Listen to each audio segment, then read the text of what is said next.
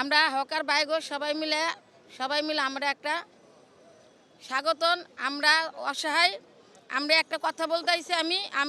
আমিও একটা হকার। আমাদের হকার বাইগোর জন্য আমি একটা কথা বলতে আইছি সরকারের কাছে। সরকারে যে অভিযানটা চালাইছে এটি আমাদের মনে করেন 50,000-এর উপরে আমরা হকার আছি, সব জায়গায় মিলা। তো এইখানের ভিতরে সব হকার মিলে যে আমরা 50,000 হকার থাকি, আমাদের যদি উৎসব করতে হয় আমরা দীর্ঘ পুরানা হকার। আমি একটা মহিলা ইন্দ্রপুর থেকে সব হকার আমার ভাড়ানবের বাইরে রাখবো না, ইন্দ্রপুরের বাইরের মধ্যে সবটির মধ্যে আমি একটা মহিলা। তাহলে এদের জন্য আমিও একটা আইসি হকারের দাবি নিয়ে। তাহলে আজকে যদি সরকার এই পদ্ধতি নিতেই চায়, তাহলে আমাদের যে ইন্দ্রপুর থেকে এবং কি ফারাঙ্গের থেকে যতটি হকার আমরা আছি পুরানা দোকানদার, তাহলে তাদেরকে একটা নিয়ে সরকার একটা আলোচনা নিয়ে বসুক, একটা পুনর্বাসন দিয়া তারপরে আমাদের জন্য একটা ব্যবস্থা করে। কিন্তু আমরাও কিন্তু সরকারেরও ভালোবাসি, সরকারে কিভাবে ভালো থাকবে, কিভাবে দেশটা সুন্দর করবে এটাও আমরা চাই। কিন্তু চাইলে কি হবে, কিন্তু আমাকে নগদ যদি পেটের ভিতরে লাত্তি দেয়া আমাকে সব কিছু ধ্বংস করে দিয়ে দেয়, তাহলে আমরা তো দুটা নুন ভাত খাইতে পারতাম, একবার ধ্বংস করে যাবো। আমার এখানে দোকান আছে, কসমেটিকের দোকান। আর আমরা তো বিগত অনেক বছর যাবৎ ফুটপাতে দোকান করে আসতেছি।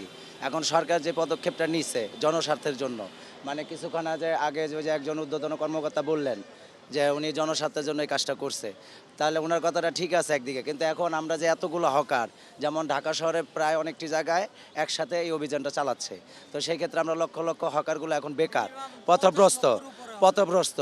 তা আমাদের একটা ইনকাম আছে, ইনকাম সোর্সের ব্যবস্থা করে তো দিতে হবে, যেহেতু এটার উপরে আমাদের রুটি রোজগার। অনেকে কিস্তি চালায়, অনেকে ঋণ আছে, এটার উপরে দিয়ে মনে করেন সন্তানের পড়াশোনা, অনেকের সন্তানেরা ভার্সিটিতেও পড়তেছে। বিশেষ করে এই যে দেখেন আপনি তেজগাঁও কলেজের সামনে যে আপনার সাক্ষাৎকারটা নিতেছেন, এই কলেজেরও অনেক স্টুডেন্ট আছে যে অনেক হকারের সন্তান। তো এই যে তাদের যে একটা খরচ, এই খরচগুলা বা এই যে এখন হকারদের যে রুটি রোজগারের ব্যবস্থা, এটা তো অবশ্যই সরকার বহন করতে হবে না, বা এটার একটা বিশেষ পদক্ষেপ নিয়ে না তারা এই অভিযানটা করবে। এখন তারা হঠাৎ করে একটা অভিযান দিল, তো আমরা এতগুলো হকার এখন কোথায় যাব? তাহলে এটা কি দেশের জন্য কি মঙ্গল হলো নাকি হিতে বিপরীত হলো? এটাই সরকারের কাছে মানে একটা প্রশ্ন। আমাদের ঢাকা মেট্রোপলিটন পুলিশের যে 8টি ডিভিশন, এই 8টি ডিভিশনেই কিন্তু আজকে একযোগেই এই ড্রাইভটি শুরু হয়েছে। শুধু যে তেজগাঁ ডিভিশনে তা না, এখানে উপদ্রুত এরিয়া যে আছে সেগুলোকে চিহ্নিত করা হয়েছে, যে কোন এরিয়াগুলোতে রাস্তার জবরদখল করা আছে এবং দোকানপাট এক্সটেন্ড করে অতিরিক্ত স্থাপনা তৈরি করা হয়েছে, যাতে করে মানুষের ভোগান্তি তৈরি হচ্ছে, যান চলাচল বিঘ্নিত হচ্ছে। সেই সমস্ত এরিয়াতে আমরা বিজ্ঞ স্পেশাল মেট্রোপলিটন ম্যাজিস্ট্রেটের উপস্থিতিতেই আমরা এই অভিযানটি পরিচালনা করব। এবং এই অভিযানের আমরা আজকে প্রথম দিন, আজকে আমরা তাদের সাথে কথা বলেছি, এর আগে আমরা লিফলেট বিতরণ করেছি, আমরা গণবিজ্ঞপ্তি প্রকাশ করেছি যে তারা যেন অবৈধভাবে রাস্তাঘাট দখল করে না রাখে, মানুষের চলাচলে বিঘ্ন সৃষ্টি না করে। তো এরপরেও আজকে আমরা খুব সফটলি তাদেরকে এখান থেকে সরিয়ে দিব। যারা এই নির্দেশনা অমান্য করবেন তাদের বিরুদ্ধেই আমরা বিজ্ঞ স্পেশাল মেট্রোপলিটন ম্যাজিস্ট্রেট যেভাবে আমাদেরকে নির্দেশনা দিবেন আমরা সেভাবে আইন প্রয়োগ করব। এটি হচ্ছে যে সংশ্লিষ্ট কর্তৃপক্ষ আছেন তারা নিশ্চয়ই এই বিষয় নিয়ে চিন্তা করবেন। আমাদের যেটি কাজ যে অবৈধভাবে যে রাস্তাটুকু দখল করা আছে, যে দোকানপাট বসানোর কারণে রাস্তা দখল হয়ে গেছে, তারপরে ওভারব্রিজের উপরে আপনার জবরদখল করে দোকানপাট বসিয়ে মানুষের চলাচলে বিঘ্ন সৃষ্টি করছে, এইগুলো আইনানুগভাবে পরিষ্কার করার জন্যই আজকে আমাদের এই ড্রাইভ।